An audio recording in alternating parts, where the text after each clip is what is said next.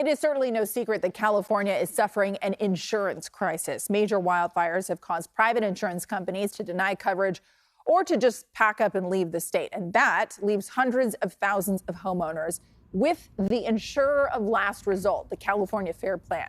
And while it has never been a bargain, it may be about to get even more expensive. John Ramos explains. The entire city of Clayton shares a common zip code, 94517. And hundreds of homeowners here share something else.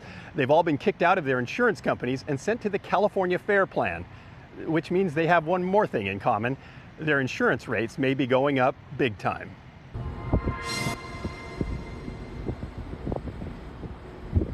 Clayton doesn't seem very dangerous, but the insurance companies sure think it is. Perhaps because of its proximity to Mount Diablo, 215 homeowners have been kicked to the Fair Plan, which covers only fire loss and can cost thousands of dollars more than private insurance.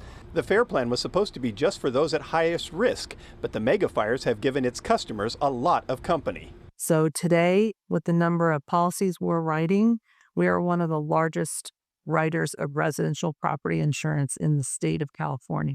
For us specifically, within the sustainable insurance strategy, the California Fair Plan needs to have adequate rates.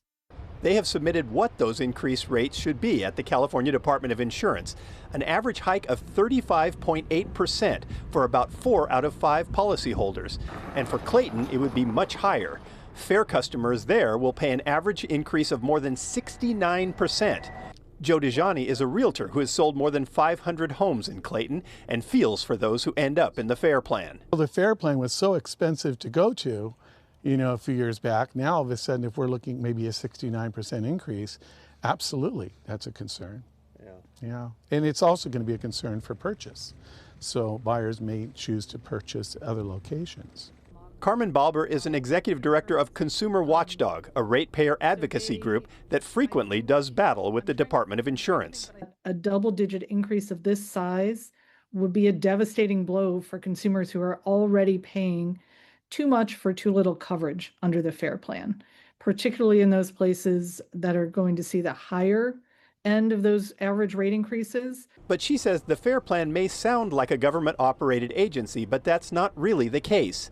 Its inner workings were recently studied by the Climate and Community Institute. And in the case of California, we found that 100% of the representatives that have voting power in the governing committee of California's Fair Plan were industry executives or company representatives, which just shows that these fair plans are not fulfilling their mandate or reflecting the fact that they're public policy, but instead are run for and by private insurers, basically. Usually the story is Fair Plan, the state insurer of last resort, and people hear state insurer, and that's all you get. And so, no, I don't think most people know that the Fair Plan is run by the very people who screwed them over to begin with.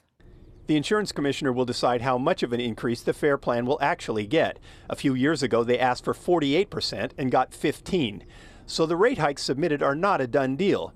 But those who are currently paying for the Fair Plan may be wondering why the state's insurer of last resort would be demanding a rate of every last dollar.